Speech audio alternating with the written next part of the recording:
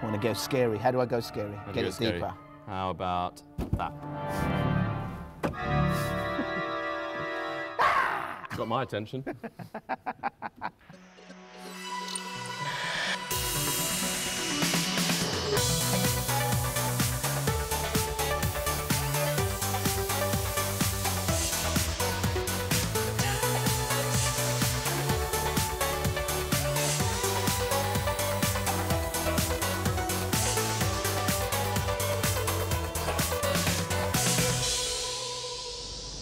Hello, welcome to the Travel Show with me, Adia Depitan.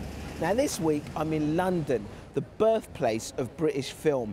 Later I'm going to be visiting the oldest cinema in the UK and also having a go on a rare musical instrument that epitomises the silent movie era.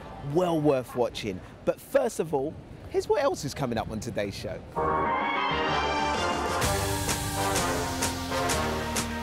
We're in New York exploring grand plans to create the world's first underground park.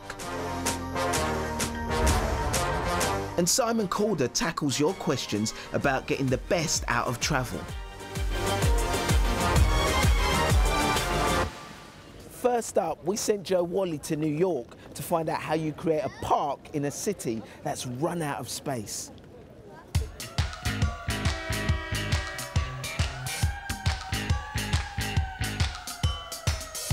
New York City. It's one of the most densely populated places on Earth. And the bright lights, car horns and hectic streets are all part of the fun of visiting. But what if you want to find a quiet spot to take a break from it all?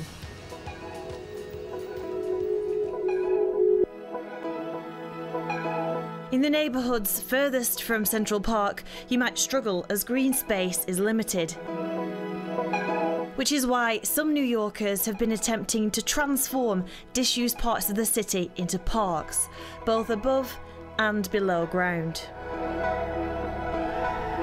10 years ago, this walkway was all overgrown train tracks that have been abandoned for decades. But now it's the High Line Park, snaking through the city's meatpacking district for just over 2 kilometres. We're only a few metres above street level, but it's actually really tranquil up here. People are just chilling out. I've seen one guy having a nap. It's sort of an escape from the mayhem of the city.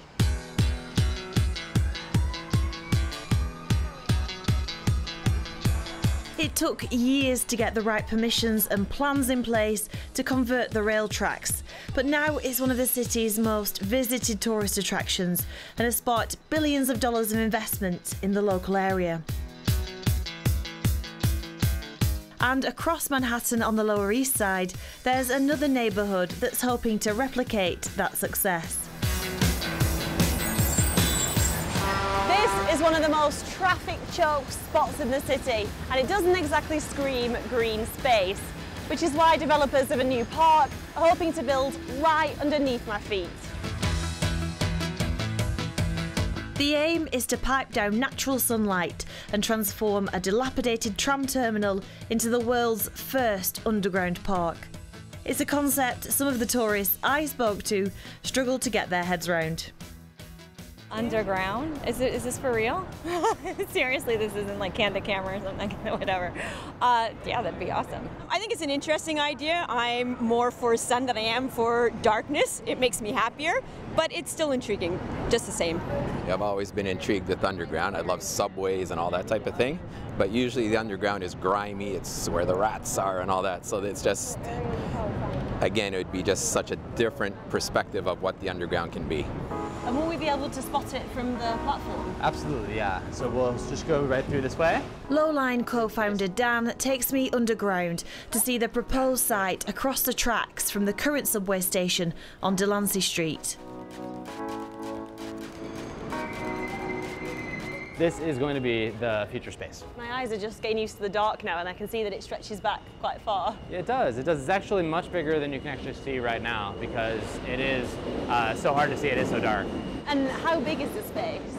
So it's roughly 50,000 square feet or 1 acre, which is roughly equivalent to a football field or 9 basketball courts. Will the trains be coming through as frequently as they are now and into the park? Yeah, so this is a very busy subway station, and I think that's actually one of the features that will make this a very unique public space. The next stop is Marcy Avenue. But we do imagine that we would need a partition in order to manage for noise, as you can tell, to manage for steel dust, and in order for us to really maintain the temperature, the moisture, the humidity, making sure that the space itself in the low line is a beautiful environment where people would want to spend some time. And the subway can go on being the messy, chaotic, crowded, loud subway that it is.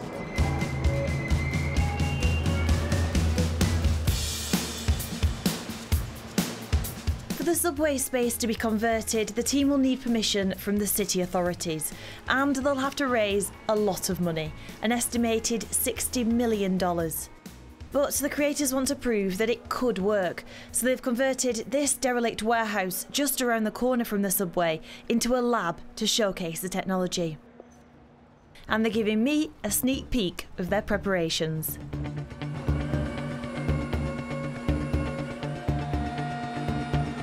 The designers have partnered with a specialist daylighting company, Sun Portal, who have successfully installed similar systems in South Korea.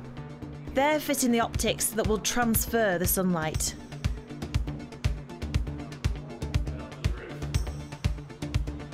To see how it all works, architect James shows me up to the roof. He got the inspiration to experiment with optical technology while he was a satellite engineer at NASA. So these are the panels.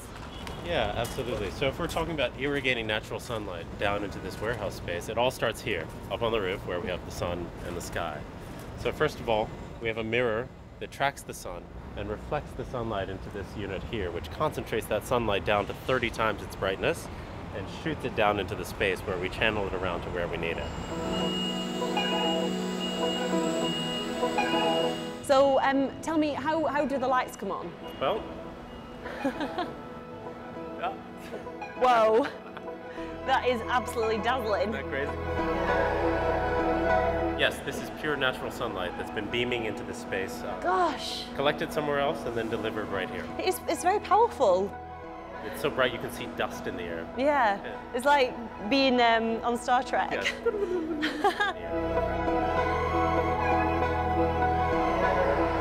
The sunlight should be powerful enough to keep a garden of specially selected plants alive. Tell me about these plants. It's very exotic in here. Yeah, it is. We're working on planting up the plants for the low-lying lab. Yeah, I was just here planting up a couple extra plants that I had on site. Do you want to take a stab at doing one? Yes, please. Cool. I would love that. We got a bird's nest fern right here. Okay. There you Keep go. the soil in. Okay, so that's the spot. This is where I was working on right here.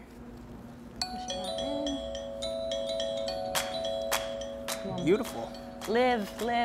Oh, it will. We'll keep it alive. Your plant will be here forever Soak in up the sun, the low-lying lab. There we go. There Lovely. And my little plant will now be put to the test as part of the Lowline Lab, which has just opened to the public. The reason we jumped all in on this is because this is the next field of horticulture for us, right? If we can get natural light into weird places like underground, shady parts of major cities like New York and London, I mean, kind of the possibilities are limitless for plants and people like us, so that's why we're excited. Critics say a park should be open to the sky and the elements, but in some of the world's busiest cities where there's no more space to build, this sort of technology opens up the real possibility of creating a sunlit, subterranean world beneath our feet.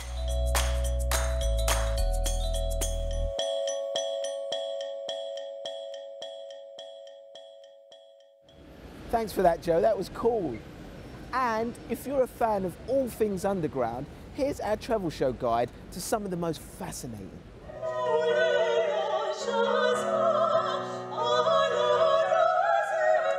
In Queensland, Australia, the underground opera group has been taking concerts beneath the streets, performing in mines, caves and tunnels.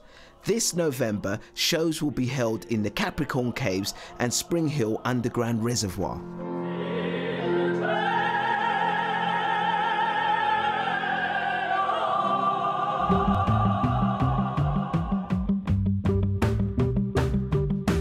For those more interested in the macabre, the catacombs of Paris, Rome and Odessa in Ukraine offer a completely different perspective on the cities and their past, if you're brave enough. And in Naples, in southern Italy, you can see more than a century of the city's history in the Bourbon tunnels.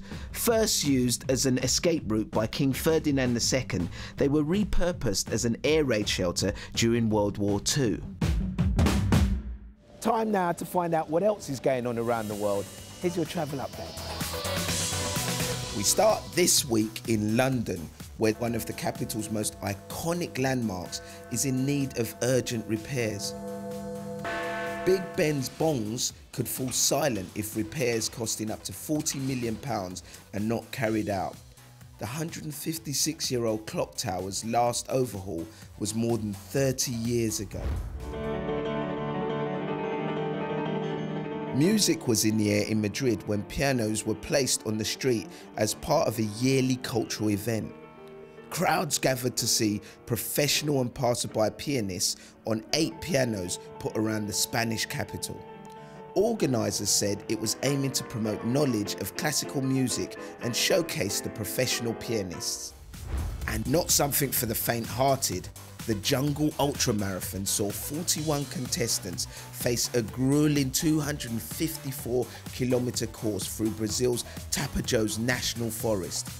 The course took runners through Amazonian jungle and included several river and swamp crossings in an area known for piranha, anaconda, jaguars and venomous snakes. Still to come here on the Travel Show, I have a go at playing the largest Wurlitzer organ in Europe.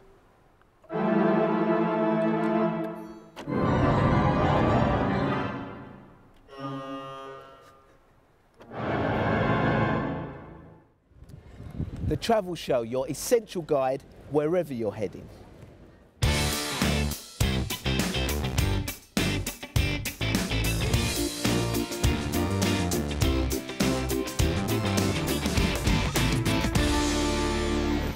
Welcome to the slice of the show that tackles your questions about getting the best out of travel. We're off to Colombia and Turkey shortly, but first, as the Northern Hemisphere skies darken, a number of you have asked, what's the best strategy for seeing the Northern Lights this winter? Well, the higher your altitude, the higher the chance of witnessing the dazzling spectacle known as the Aurora Borealis. Since the heavens may not comply with your holiday timings, plan to see some outstanding northern sights and treat the Northern Lights, if they appear, as a bonus. From a wide range of Western European cities, Iceland is cheap and easy to reach. It's not quite Arctic, but here at the raw edge of the world there's a wealth of great attractions. Or take the HURTIGRUTEN, Norway's coastal ferry from Bergen towards the northernmost point in Europe, with enchanting scenery along the way, at least during the short spells of daylight. Next, Laura Shears has gone to live and study in Bucaramanga, Colombia, and wants to know, I have some free time to go travelling around Colombia at the end of the year. Are there any places you can recommend not to miss? I've been lucky enough to explore much of the country over the years. Start on the Caribbean coast in the exquisite colonial city of Cartagena. Then go east to the cheerful seaside resort of Santa Marta and Tayrona National Park, with one of the most heavenly wilderness beaches I've ever seen. Inland, plan to spend at least 48 hours in the capital, Bogotá, a city transformed in the quarter century since I first went there. Then, for a complete contrast, fly down to Colombia's corner of the Amazon, the town of Leticia, where you can also dip a toe into both Brazil and Peru. It's one of those rare locations where 3 countries meet. Fiona White is off to Turkey and says, I've heard retailers and restaurants prefer pound sterling or euros to the Turkish lira. Is this correct? I was in Turkey in the summer, and the currency situation is the same as it's always been, in my opinion. While some merchants, especially hotels, quote rates in euros, it's normal to pay for everything in Turkish currency. There's a flourishing foreign exchange market, and if a trader really wants euros or pounds, they can easily change them at very competitive rates. And on the subject of changing money, I always wait until I get to Turkey to obtain lira because I find rates are much better in the country than outside. Conrad Pierce wants to know... Hello. Is there anywhere in Manhattan you can pay for a single person rather than a twin room? At the minute, all I can find are hostels. Conrad, I infer from your inquiry that you'd like the price advantage of a hostel minus the rough and ready factor. So you might be comfortable in one of the pod hotels that are starting up in New York City. They have the same sort of communal social areas as you find in a hostel, but the frills of a hotel, including flat screen televisions in the rooms. So long as you don't need too much personal space, you'll typically save between 1/3 and a half on a conventional Manhattan hotel room. Remember that Global Guru is the element of the travel show that aims to help with every aspect of your journey. So just email theTravelShow@bbc.com and I'll do my very best to find you an answer. From me, Simon Calder, the Global Guru, bye for now and see you next time.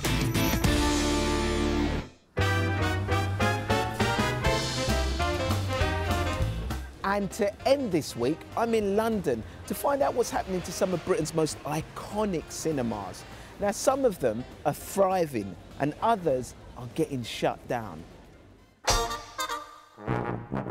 Humble everyday scenes shot by the Lumiere brothers were the first ever films to be shown in Britain in 1896.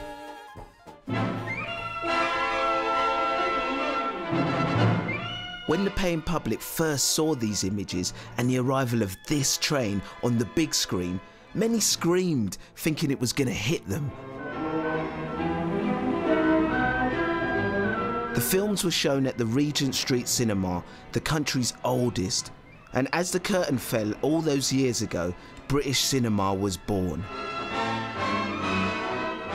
The site was used as a movie theatre right up until 1980, when the space was turned into a lecture hall by Westminster University. Now, after 35 years, it's undergone a £6 million facelift to restore one of the country's cinema landmarks. But many other historic venues in the UK haven't been so lucky. Some have been knocked down or turned into supermarkets. There's now a revival thanks in part to renewed interest in early film. Tourists from all around the world now visit the Regent Street Cinema.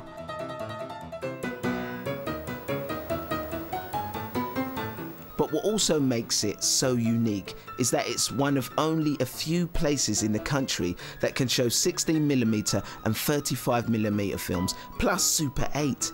Meaning it can screen movies that have been in archives for decades. So Adam, what's so special about this cinema? I think it's really that sense of space and place, the fact that people come here and they know it was the very first place in London they could have seen a film, and they really like that connection, being able to sit back and imagine themselves here in 1896, but in a slightly more comfortable seat now.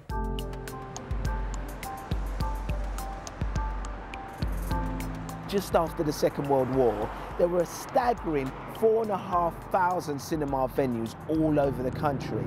But now, sadly, there are only 1,000 original buildings left in the UK, like this one in East London.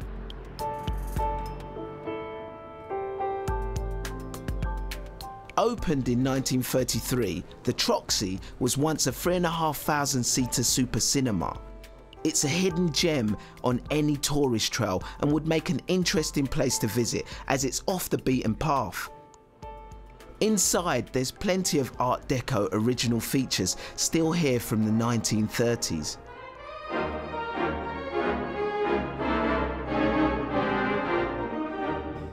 Nowadays, it's a successful theatre and music venue and is also home to Europe's biggest Wurlitzer theatre pipe organ.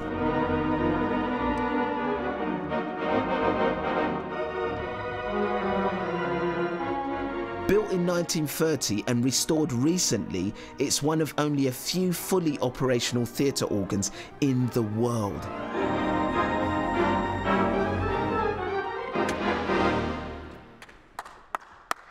Bravo! That was amazing. The whole idea behind the theatre organ was to try to make the sounds of an orchestra come to life under the fingers and feet, of course, of one person. So it is an organ, but it's not an organ like you would find in church. It sounds far more orchestral, and it was designed originally to accompany the silent films. I mean, how would that work? Okay, so let's say we're watching a silent picture and there's a haunting love scene, so you might hear something like this.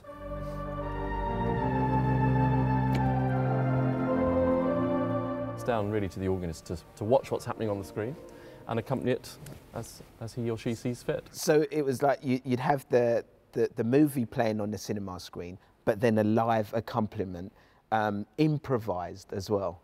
That's it. For me, that is just, that's spectacular. That is an evening out. What are all these buttons about? And do you know what they all do? Yes, I do, and it's helped by the fact that it says what they do on them. So if you look around, you'll see some familiar names, hopefully. So here's one that says clarinet, for example. Nice. And we've got some trumpets here.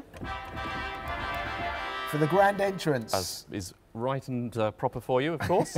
The theatre organ was built to be an orchestra, and you can't have an orchestra without percussion. Up here we've got a xylophone as well.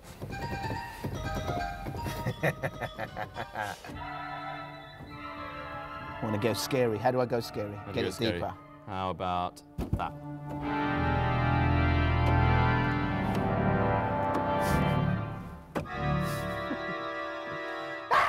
Got my attention. The Wurlitzer here at the Troxy will be played once more in November at a special event where members of the public can hear the sounds that brought silent cinema alive.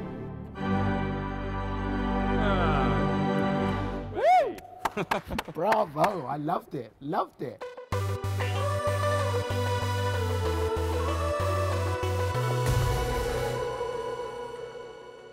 Now that was seriously cool. I mean, I could see the films coming to life as Richard played the Wurlitzer. But you know what? Sadly, that's it for this week's programme. But next week... Henry's in Singapore, turning his back on the city's usual attractions in favour of fine art.